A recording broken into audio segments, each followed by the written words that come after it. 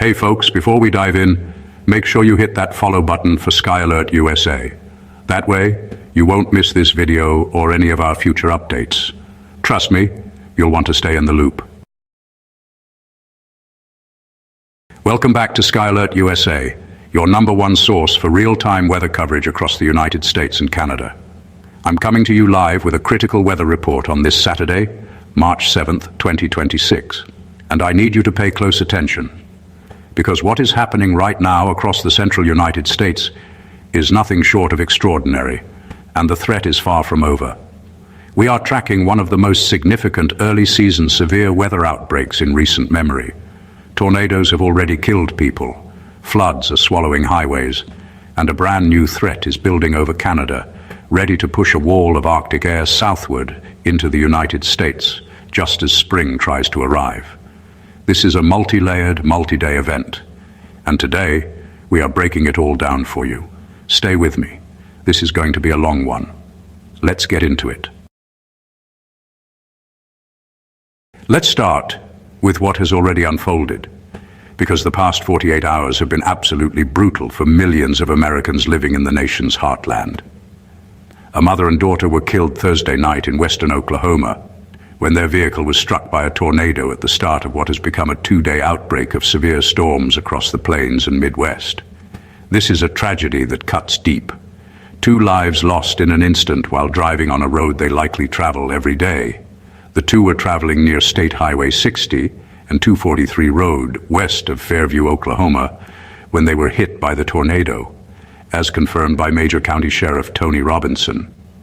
A tornado warning had been in effect for that area, but nighttime tornadoes are among the most dangerous scenarios in severe weather. You simply cannot see them coming in the darkness. At least 4 tornadoes from Thursday, March 5th, have been documented in Oklahoma. Media tornado touchdown in Oklahoma, March 2026. Map graphic of tornado paths in Oklahoma.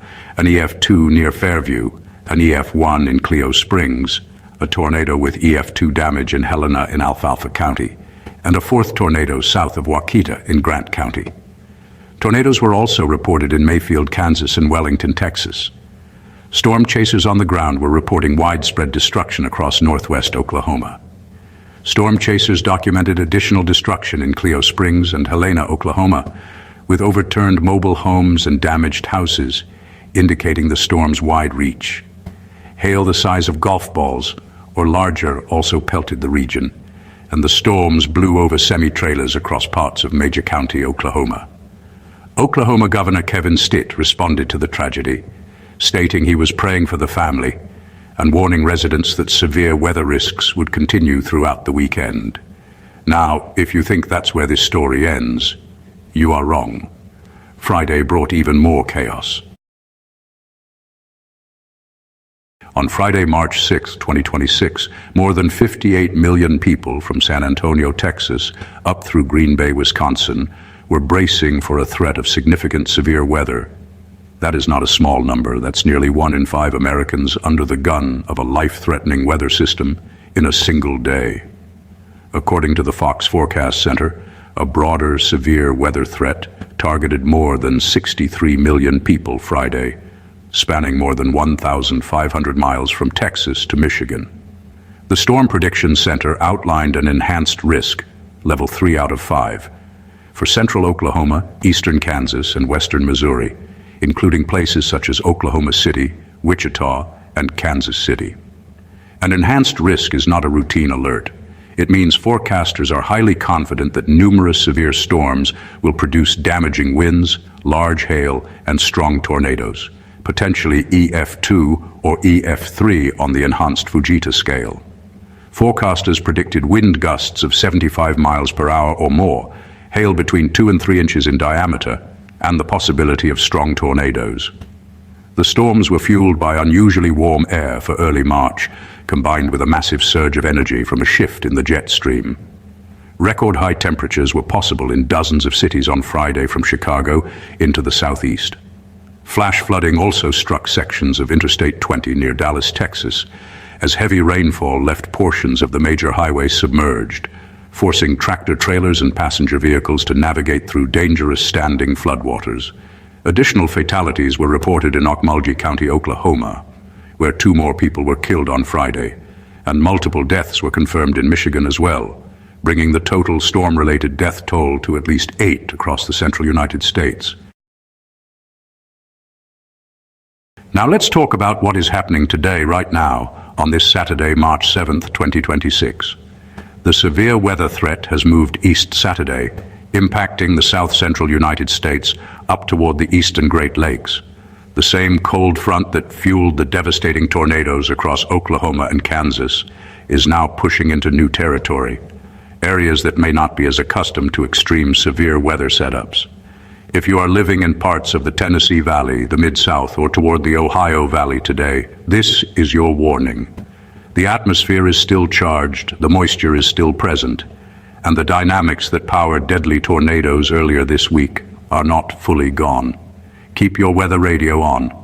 Know where your shelter is. Have multiple ways to receive warnings. The Weather Prediction Center confirmed that severe thunderstorms were expanding eastward from the southern to central plains into portions of the Midwest, with favorable conditions also noted for the spreading of wildfires over the southern high plains. Yes, you heard that right. While tornadoes and floods are threatening one part of the country, dangerous wildfire conditions are simultaneously developing in the southern high plains, where dry air, low humidity, and powerful winds are creating a tinderbox environment. Texas has been placed under a state of emergency as the severe weather turned deadly, and the flood threat continues to grow and expand as more storms track from Texas eastward. Now let's zoom out and look at the bigger picture, because what is developing in Canada right now will directly affect tens of millions of Americans in the coming days. A fast-moving Alberta Clipper winter storm is set to race from the Midwest to the Mid-Atlantic from Sunday through Tuesday, traveling along a southward surging frigid Arctic cold pool beneath the southern lobe of the polar vortex. This is not just another snowstorm. This is a full atmospheric regime change, a hard cold reset that follows one of the warmest, most tornado-active early March periods in recent years.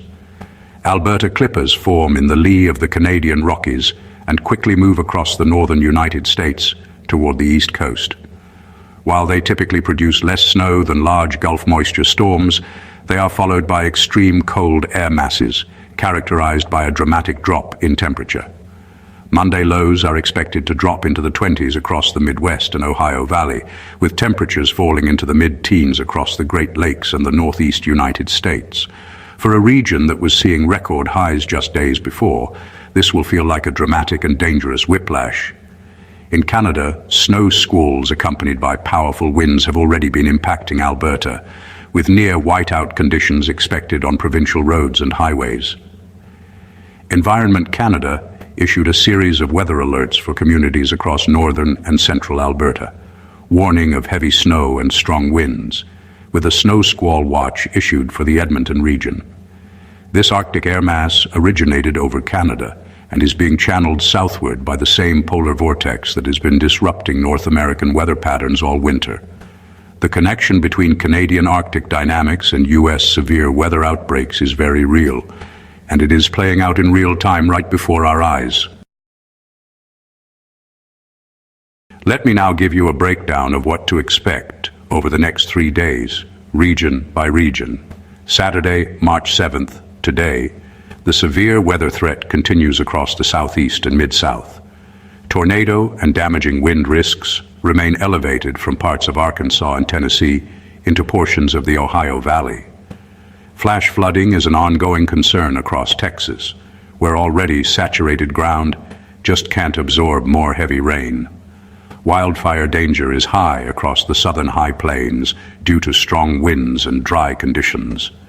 Up in the upper Midwest and northern plains, attention begins to shift toward the approaching Canadian cold front. Now, for Sunday, March 8th, the Alberta Clipper makes its entrance. Snow will spread from the Midwest toward the Mid-Atlantic as this fast-moving system races eastward. Travel disruptions are likely across Illinois, Indiana, Ohio, and into the I-95 corridor by Sunday night. Behind the system, Arctic air will rapidly surge southward. Temperatures across Chicago, Detroit, and Cleveland will begin a sharp decline throughout the day. There's also a major nor'easter threat looming for the mid-Atlantic, with a snowstorm set to potentially blanket the region. Looking at Monday, March 9th, this is the coldest day of the three-day stretch for most of the eastern half of the United States. Sub-freezing temperatures will be widespread from the Great Lakes to New England. Wind chills could push conditions to dangerously low levels across parts of the upper Midwest and Great Lakes states. Meanwhile, a new storm system is expected to begin organizing along the Gulf Coast, setting the stage for yet another potential severe weather event by the middle of next week. The spring 2026 season is being shaped by the rapid collapse of La Niña and the lingering effects of a late winter stratospheric warming event, creating a highly volatile transition pattern across the United States and Canada. What we are seeing this week is not an isolated event. It's part of a larger pattern that meteorologists warn could persist through March and into April. Let me give you some meteorological context, because understanding why these events are happening helps us prepare for what comes next. For the United States and Canada, this transition will be dictated by a high-pressure system in the Pacific, while a low-pressure zone over Canada is expected to keep a colder air mass within close reach of the United States.